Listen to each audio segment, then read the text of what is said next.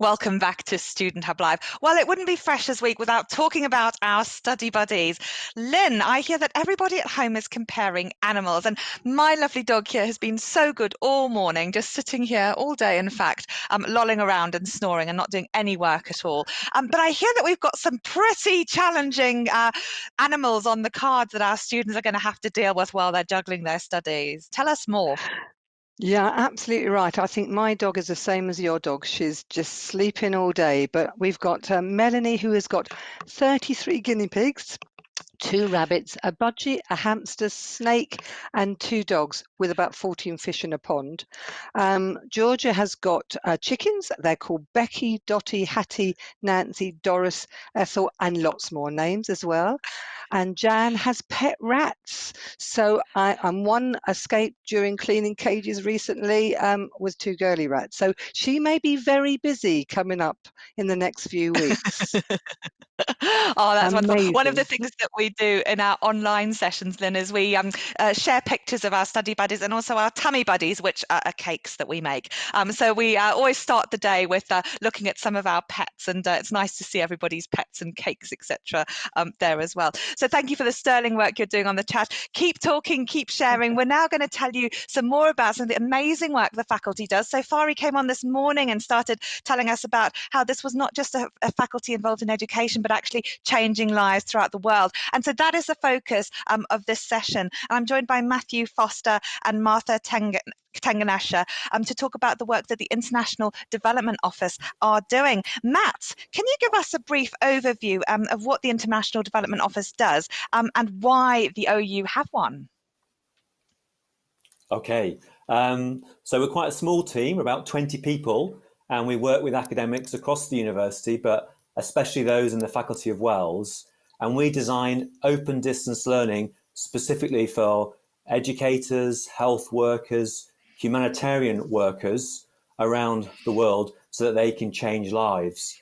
So we're working with those people so that they can deliver improved healthcare, better education, more effective humanitarian relief in some of the most disadvantaged places in the world. And why does the university have, Go for it. No, I was just going to ask you about why this is so important. Why? Okay. Well, we think it's really important because obviously these are big challenges. Access to good education, healthcare are all massive challenges around the world. And their challenges of the university has a really big role to play in trying to solve. Because we can use open distance learning, it can reach lots of people and help provide really good quality training to loads of people around the world. The reason the Open University is doing this work in particular is because it's a key part of our vision. So the Open University's vision is all about providing more opportunities through education, supporting more students through lifelong learning. And what our team's doing is taking that beyond the UK and reaching and expanding that out to many places around the world. It also means we're a very distinctive university, and academics not only do teaching and research like they would do in any other university, but they're also getting involved in these very practical projects that help them solve big challenges around the world. So, for example, in Sierra Leone, they might be working to think about how do we create opportunities for more female primary school teachers, where there's a massive shortage of female teachers in that country. And we know that that makes a big difference to girls' education and them completing schooling and having more opportunities. So it's a really important aspect of the Open University's work, and it makes it quite different from other universities. And can you give us a little bit of an indication of the scope of this? You know, how many countries are you involved with, and how many projects are going on? Yeah, we're currently working in about 10 different countries, mainly in sub-Saharan Africa and South Asia, and about 17 projects at the moment. That's wonderful. And we're not just doing this because we're a wonderful organisation and want to help people. There's a process here in terms of how we're working collaboratively and together with people. It's not just a case of disseminating information, isn't that right, Matt? Absolutely right. So this is all about designing open distance learning for a particular group of people. So if it's like I mentioned before, teachers in Sierra Leone, it's about working with other partners in that country to help design open distance learning that's particularly suited to that situation. So we'll often work with a lot of partner organisations that you might know of, people like Save the Children, but also with governments. And of course, one of the big advantages of open distance learning is it can work on a very big scale. So these projects are often very big, and they're working across whole countries.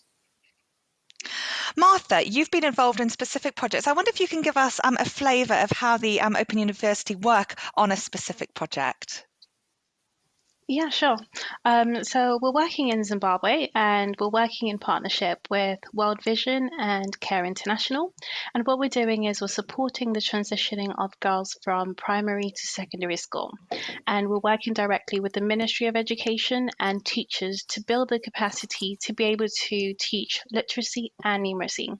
So one of the issues within Zimbabwe is that a lot of children lack the basic skills to be able to read English or do simple maths. So as a result of that, they struggle at school. So for example, how do you understand science if it's in English?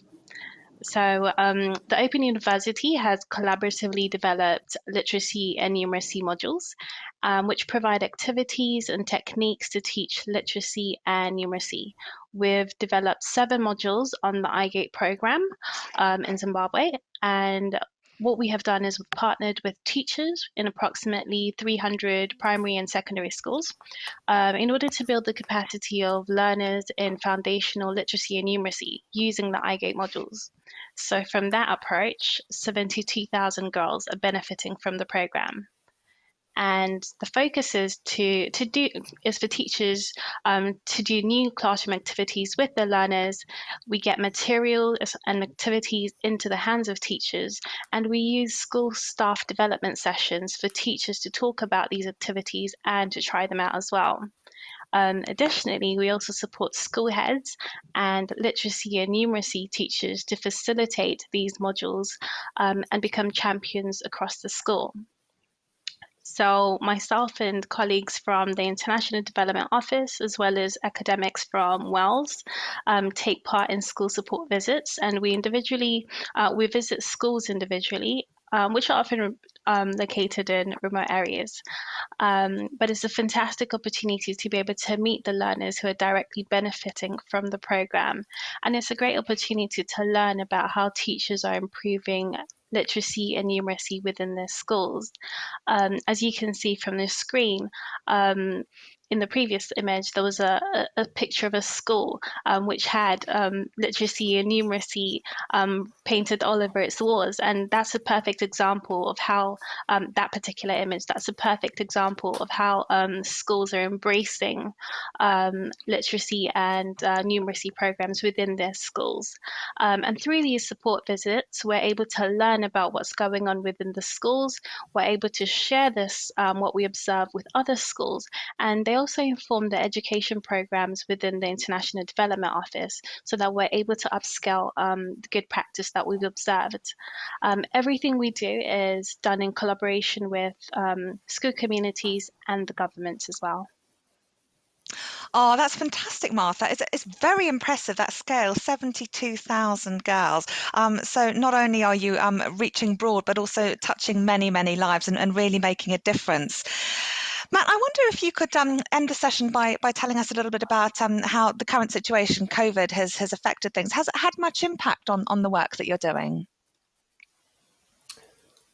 I think it's had a very big impact. I mean, we used to travel quite a lot to do this work. I think we found it very easy to adapt, though, to collaborate online, remotely. So that's not been a big change, really. It's just been, something we had to get used to over a few weeks. And sometimes we find it's actually better to collaborate through platforms like Zoom, or because it can involve more people in the same conversations. The big change that we've seen is about 8% of the world's students have been affected by COVID because schools and universities have been closed in many countries around the world, which means there's been a huge change from going from face-to-face education to open distance learning. And in some cases, that's happened overnight.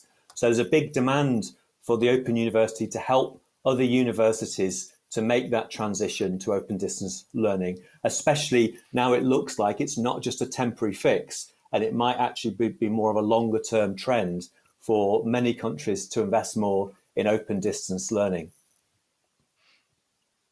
Well, you've both given us a wonderful idea of some of the really important work going on, and also sort of touched on some of the benefits that we're getting from it at the Open University. So, through working collaboratively with people, we're able to really deliver solutions that are practically sensible within those populations, as well as touching a lot of lives, but also learning, I guess, ourselves about new technologies, trying new things, and seeing how we as a university can be flexible in many places and different ideas, and working with the technologies that we have on offer, constantly adapting. Martha and Matt, thank you so much for coming on and sharing your important work with us today.